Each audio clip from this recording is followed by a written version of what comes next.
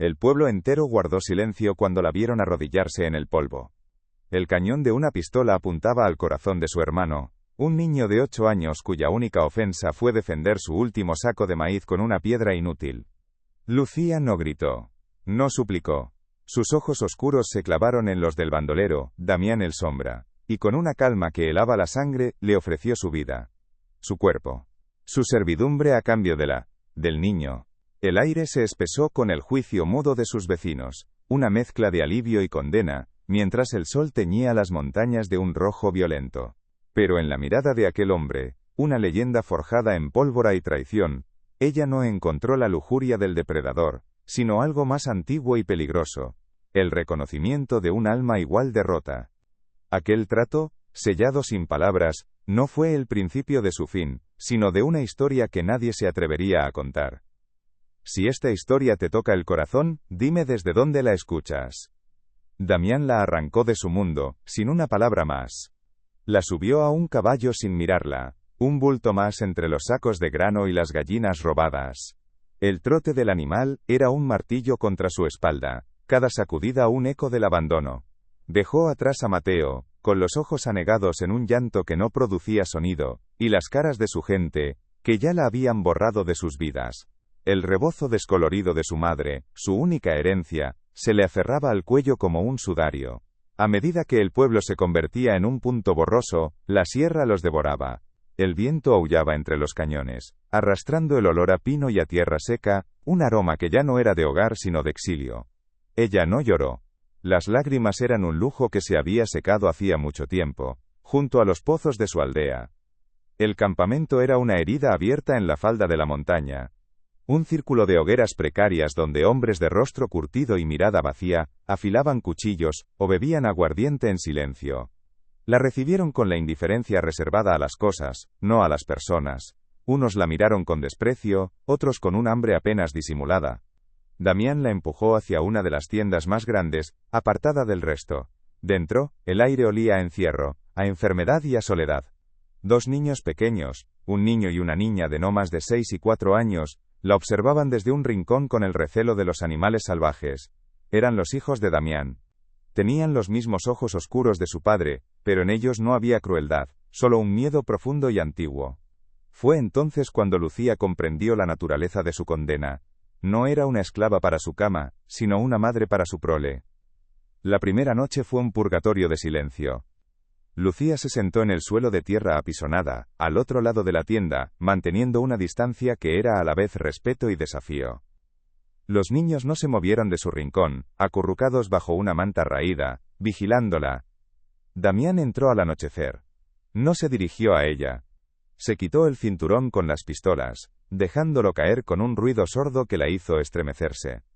Se sentó junto a sus hijos y les habló en susurros, palabras ásperas que pretendían ser consuelo pero sonaban a órdenes. Luego se tumbó en su catre y le dio la espalda. Lucía permaneció inmóvil, escuchando la respiración de los tres, el crepitar del fuego afuera y los murmullos de los hombres. Se sintió como un fantasma en el mausoleo de una familia que no era la suya, una guardiana impuesta en un reino de dolor. Los días se convirtieron en una rutina sin sol. Su trabajo era mantener la vida en aquella tienda. Molía el maíz, cocinaba los frijoles, remendaba la ropa gastada, y mantenía el fuego encendido. Los niños, al principio, la rehuían. La niña, a quien llamaban Soledad, a veces lloraba por su madre muerta, un lamento bajo y constante que se clavaba en el pecho de Lucía. El niño, Elías, la observaba con una hostilidad silenciosa, como si ella fuera la culpable de toda su desgracia. Lucía no les hablaba. Les dejaba la comida en un plato de barro y se retiraba. Les tendía ropa limpia sin rozar sus manos. Su comunicación era un lenguaje de gestos, de espacios respetados. Sabía que la confianza, en aquel lugar, no se pedía, se ganaba con la paciencia de la tierra que espera la lluvia, aunque solo reciba sequía y olvido. Fue la fiebre la que rompió el hielo. Una noche, la pequeña Soledad ardía, su cuerpo sacudido por temblores violentos. Damián estaba fuera, en una de sus incursiones. Los hombres del campamento ignoraron los quejidos de la niña, indiferentes al sufrimiento que no fuera el suyo. Lucía no dudó. Desempolvó la sabiduría de su abuela, aquella mezcla de rezos y hierbas que el cura del pueblo llamaba brujería. Salió en la oscuridad, con el rebozo bien atado, y buscó en las laderas las plantas que conocía: hojas de eucalipto para el pecho, raíz de valeriana para calmar el delirio. Preparó una infusión en el fuego, y con una delicadeza que no había usado en años, le humedeció los labios a la niña, le puso paños fríos en la frente, y le cantó las mismas nanas que le cantaba a Mateo. Elías la observó toda la noche, de pie junto al catre de su hermana. Vio cómo las manos de Lucía, ásperas por el trabajo, se movían con una ternura infinita. Vio cómo sus ojos, habitualmente distantes, se llenaban de una preocupación feroz. No era la mirada de una prisionera, sino la de una madre luchando contra la muerte. Al amanecer, la fiebre había empezado a ceder. Soledad dormía con una respiración tranquila. Elías se acercó a Lucía, que estaba agotada, desplomada junto al fuego. Sin decir una palabra, el niño le tendió un trozo de pan duro que había guardado. Era una ofrenda, un armisticio. En aquel gesto, en aquel pedazo de pan seco, Lucía sintió el primer brote de algo que se parecía a un hogar, una raíz frágil creciendo en la tierra más estéril e improbable. Cuando Damián regresó, encontró a sus hijos sentados cerca de Lucía mientras ella les contaba una historia en voz baja. Soledad ya no tenía fiebre y Elías no la miraba con odio, sino con una curiosidad cautelosa. El Sombra se detuvo en la entrada de la tienda, observando la escena. Su rostro, una máscara de dureza tallada por el sol y la violencia, no reveló nada. Sin embargo, por primera vez, no vio a la mujer que había secuestrado, a la moneda de cambio por la vida de un niño. Vio a la mujer que había salvado a su hija. Esa noche, cuando le sirvió la cena, sus miradas se cruzaron por un instante más de lo necesario. En sus ojos no hubo gratitud, no al menos una que él supiera expresar, pero sí un cambio sutil, el desplazamiento de una pieza en el tablero de su relación. Poco a poco, el campamento también empezó a cambiar su percepción de ella. Los hombres, que antes la ignoraban o la miraban con lascivia, comenzaron a mostrarle un respeto a regañadientes. Veían cómo los hijos del jefe, antes dos sombras huidizas, ahora seguían a Lucía a todas partes.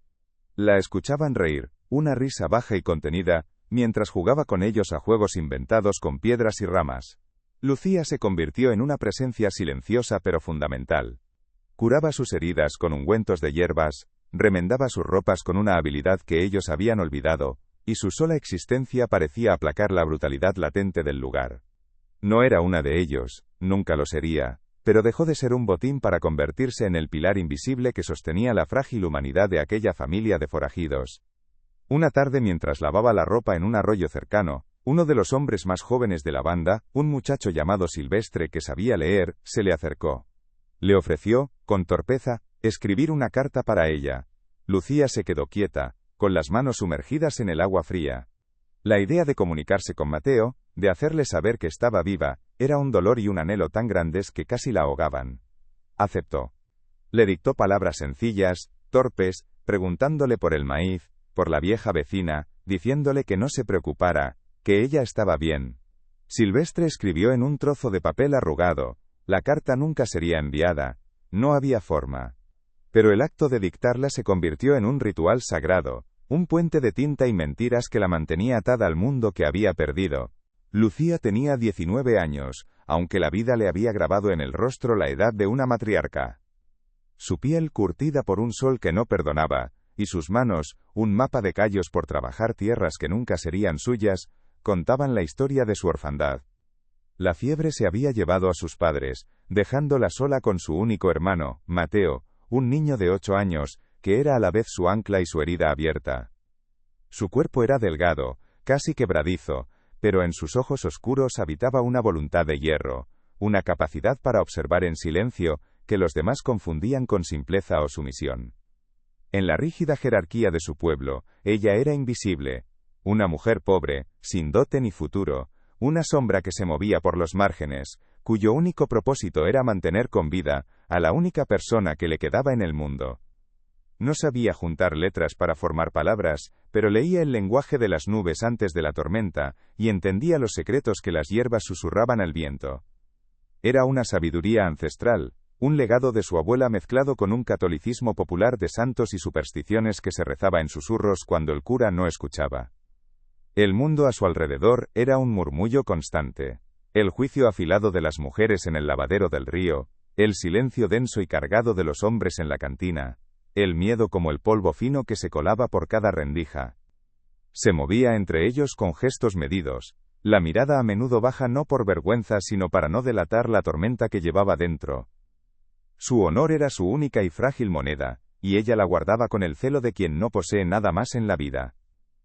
Su existencia era un círculo de polvo y sol, un sacrificio diario repetido hasta el agotamiento en los campos ajenos. Cada espiga que cosechaba, cada cántaro de agua que acarreaba desde el pozo casi seco, era para él, para Mateo. Su amor por el niño era una fuerza física, una devoción feroz que le daba sentido a su fatiga y a sus manos agrietadas. Sobre sus hombros siempre llevaba el rebozo descolorido de su madre, su única herencia material. Era un sudario y una cuna, un recordatorio de todo lo que había perdido, y de todo lo que aún podía proteger. No conocía otra vida, ni anhelaba otra cosa que no fuera la precaria seguridad de ese pequeño universo construido con sus propias manos. Un mundo cuyo frágil centro era un niño de 8 años, tan vulnerable como un gorrión en una tormenta inminente. El rebozo de su madre dejó de ser un sudario para convertirse en un mapa del mundo. Con él, Lucía les enseñaba a los niños los nombres de las estrellas, tejiendo constelaciones inventadas que hablaban de coyotes valientes y ríos de leche. A Elías le mostró cómo seguir las huellas de un venado en la tierra seca, cómo escuchar el silencio del bosque para predecir la llegada de una serpiente. A Soledad le enseñó a distinguir las hierbas que curaban de las que mataban, sus pequeñas manos aprendiendo a sentir la textura de las hojas, el aroma de las raíces. Ya no era la prisionera, sino la maestra de un conocimiento que no estaba en los libros. Los niños dejaron de ser los hijos del Sombra para ser, simplemente, Elías y Soledad. La seguían como dos polluelos, y en sus miradas ya no había miedo sino una devoción absoluta. Damián observaba estas lecciones desde la distancia, recostado contra un pino, el humo de un cigarro dibujando espirales en el aire frío de la sierra. Veía cómo sus hijos reían, un sonido que creía extinguido para siempre, un eco de la vida que le habían arrebatado. No entendía la magia silenciosa de aquella mujer, cómo había logrado desarmar a dos pequeños salvajes con gestos y susurros. Una noche, al volver de una jornada de caza, dejó junto al catre de Lucía un par de botas de cuero, usadas pero en buen estado, mucho más resistentes que sus sandalias gastadas. No dijo nada, ella tampoco. Pero al día siguiente, cuando Lucía caminó sobre las piedras afiladas sin vacilar, sus pies protegidos por aquel regalo mudo, ambos supieron que algo más profundo que un trato de supervivencia había echado raíces entre ellos.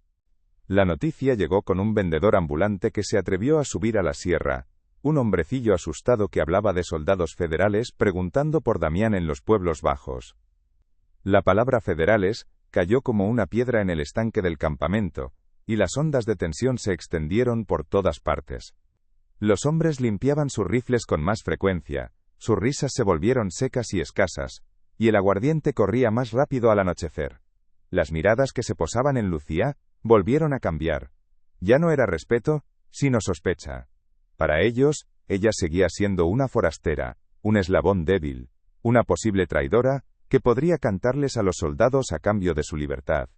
El aire se volvió pesado, cargado de la electricidad estática que precede a la violencia, y Lucía sintió de nuevo el frío del aislamiento, una muralla invisible levantándose a su alrededor.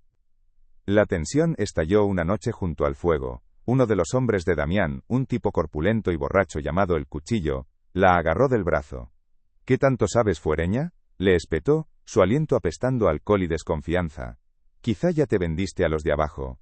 Antes de que Lucía pudiera reaccionar, la sombra de Damián se materializó. No hubo gritos, solo el sonido seco de un puño contra una mandíbula, y luego el brillo de una hoja de cuchillo en el cuello del hombre. Ella es la madre de mis hijos, dijo Damián, su voz un silbido helado que cortó la noche. Quien la toque, se enfrenta a mí. Soltó al hombre, que cayó al suelo, humillado y temblando. La declaración no fue de amor, sino de posesión y poder, pero selló el lugar de Lucía para siempre. Era intocable, la reina de un reino de parias. Esa misma noche, el silencio en la tienda era más denso que nunca. Damián se sentó en su catre, limpiando su pistola con un trapo aceitado. No la miraba, pero ella sentía su agitación. De repente, Él se detuvo y se pasó la mano por la frente, rozando la vieja cicatriz que le cruzaba la ceja. «¿Me la hizo un hombre que me llamaba compadre?», dijo en voz baja, las palabras saliendo con dificultad. «Me traicionó por unas pocas monedas de plata, como todos». Lucía se levantó lentamente y se acercó. Dudó un instante, luego alzó la mano y, con la yema de los dedos, trazó la línea blanca y rugosa de la cicatriz. No había miedo en su gesto, solo una compasión pura y silenciosa. Damián cerró los ojos, estremeciéndose ante aquel contacto que no quemaba. Por primera vez, alguien tocaba su herida sin juzgar el dolor que la había causado. El vigía bajó corriendo de la cresta al amanecer, su rostro pálido de pánico. «Vienen, son docenas». El campamento explotó en un caos organizado. Los hombres corrían hacia sus puestos, cargando rifles, gritando órdenes. Pero Lucía no sintió el pánico. Una calma gélida se apoderó de ella. Su único universo eran los dos niños, que la miraban con los ojos desorbitados por el terror. Despertó a Soledad con suavidad. Vistió a Elías con manos firmes y rápidas. Les puso sus zapatos más fuertes. Les colgó una pequeña bolsa con agua y pan duro al cuello. Les habló en susurros, no con promesas vacías sino con instrucciones claras y precisas, como si se tratara de un juego más. Su cuerpo ya no era el de una víctima, era un escudo. La campesina asustada había muerto hacía mucho tiempo. En su lugar estaba la guardiana, lista para enfrentar el infierno. El primer disparo rasgó el aire del amanecer, y el mundo se convirtió en un infierno de pólvora, gritos y el zumbido de las balas. El fuego de los federales llovía desde las rocas superiores, implacable. Lucía arrastró a los niños hacia la parte trasera de la tienda, hacia la entrada de una pequeña cueva que Damián le había mostrado para emergencias. Elías lloraba en silencio, aferrado a su pierna, mientras Soledad se había escondido bajo el rebozo, temblando como una hoja. Lucía los empujó dentro del pasadizo oscuro, junto a una de las pocas mujeres del campamento, una anciana viuda. «Llévalos lejos. No pares hasta llegar al río», le ordenó con una autoridad que la otra mujer no se atrevió a cuestionar. Besó sus frentes, una por una, un adiós rápido y doloroso. Su deber con ellos estaba cumplido. Pero su historia no. Vio a Damián caer. Estaba cubriendo la retirada, disparando su pistola con una furia desesperada, cuando una ráfaga lo alcanzó en el pecho y la pierna. Se desplomó contra una gran roca, su cuerpo de repente frágil. Sus hombres caían a su alrededor o huían en desbandada. La batalla estaba perdida. Con el último aliento de su fuerza, Damián la buscó con la mirada entre el humo. La vio a salvo, cerca de la cueva. Sacó del cinturón una bolsa de cuero pesada y se la arrojó. «¡Vete!», gritó, su voz rota por el dolor. «Huye con ellos, Lucía. Ahora». Era una orden, pero también una súplica. Su último acto no fue el de un bandolero, sino el de un hombre intentando salvar lo único que le daba sentido a su violenta existencia. Quería que ella viviera, que sus hijos vivieran, lejos de toda aquella sangre. Lucía se quedó inmóvil por un segundo, la bolsa de oro pesando en su mano como un ancla. Podía correr, podía desaparecer y empezar de nuevo, lejos de la sierra, lejos de los fantasmas. Pero sus pies no obedecieron a la lógica de la supervivencia. Dejó caer la bolsa en el polvo, se dio la vuelta y corrió, pero no hacia la libertad, sino de regreso al corazón del tiroteo. Las balas silbaban a su lado, pero no las sentía. Lo encontró apoyado en la roca, ahogándose en su propia sangre, con los ojos ya nublados. No dijo una palabra. Simplemente se arrodilló a su lado, tomó su mano áspera y la apretó con fuerza. Él la miró, y en su última mirada hubo sorpresa, gratitud y paz. Ella era su ancla, su final. A veces, todo lo que alguien necesita es una historia como esta. Si lo sientes, compártela con quien la necesite. Cuando el sol se alzó por completo sobre las montañas, el silencio regresó. Un silencio pesado, espeso, lleno del olor a pólvora y a muerte. Los soldados federales barrieron el campamento, contando a los muertos, recogiendo las armas. No la vieron, o no quisieron verla, sentada en la sombra de la roca, acunando la mano ya fría de Damián. No lloraba. Sus ojos estaban secos, fijos en el horizonte donde un nuevo día teñía el cielo de colores imposibles. Había perdido un hogar, un captor, un amor improbable. Estaba sola de nuevo, pero ya no era la misma. La muchacha que se arrodilló en el polvo de su pueblo había sido destruida y forjada de nuevo en el fuego. No sabía qué sería de ella, pero mientras el viento de la sierra le secaba la cara, supo que caminaría con la cabeza alta. Era Lucía. Y había sobrevivido. El sol teñía de un rojo violento las cumbres, como una herida abierta en el cielo, el día que la banda de Damián el Sombra descendió sobre el pueblo. No buscaban sangre, sino la savia de la aldea, sacos de maíz, gallinas asustadas, las pocas medicinas guardadas bajo llave. El miedo era un polvo fino que cubría todo, un silencio que se masticaba mientras los hombres de rostros curtidos saqueaban con una eficiencia brutal. Fue entonces cuando Mateo, con la furia impotente de sus 8 años, defendió su único tesoro, el último saco de grano de su hermana, arrojando una piedra inútil que apenas rozó la bota de un bandolero. La humillación se convirtió en rabia. El cañón de una pistola apuntó al corazón del niño. Pero Lucía no gritó. Se arrodilló en el polvo, su cuerpo una ofrenda silenciosa. Sus ojos oscuros se clavaron en los del Sombra, y su voz, un susurro que helaba la sangre, selló el pacto. A él no, llévame a mí. Si esta historia te toca el corazón, dime desde dónde la escuchas. Damián la observó arrodillada, una figura de dignidad imposible en medio de la miseria absoluta. En sus ojos no encontró la lujuria del depredador, sino algo más antiguo y peligroso, el reconocimiento de un alma igual de rota. No hubo palabras. Un gesto seco de su cabeza fue suficiente. La arrancó de su mundo sin una palabra más, subiéndola a un caballo sin mirarla, un bulto más entre los sacos y las jaulas. El trote del animal era un martillo contra su espalda, cada sacudida un eco del abandono.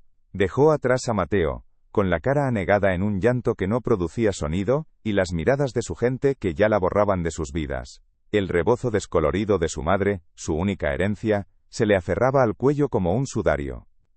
A medida que el pueblo se convertía en un punto borroso, la sierra los devoraba con su aliento de pino y tierra seca.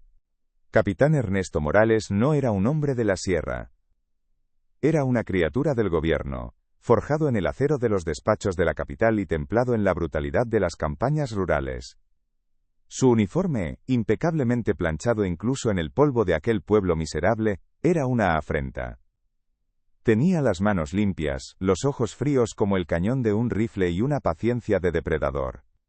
Sentado a la sombra de la comandancia improvisada, interrogaba a un campesino tembloroso, un hombre cuyo único crimen era vivir a la sombra de la leyenda del Sombra. Morales no gritaba. Su voz era un murmullo cortés, casi seductor, que desarmaba más que cualquier amenaza. Preguntaba por rutas, por fuentes de agua, por caras nuevas en la montaña. Y mientras hablaba, pulía con un pañuelo de seda la insignia de su gorra, un gesto metódico y letal, que prometía un orden implacable, una justicia sin piedad. La noticia de la llegada del capitán Morales subió a la montaña como un viento helado, llevada por un explorador, que había regresado con el miedo pintado en la cara. Habló de un hombre que no negociaba, que no aceptaba sobornos, un fantasma de uniforme que pagaba en plata por susurros y en plomo por silencios. La atmósfera en el campamento se enrareció de inmediato. Las risas cesaron, el aguardiente se bebió con más prisa, y las miradas se volvieron más afiladas, más desconfiadas.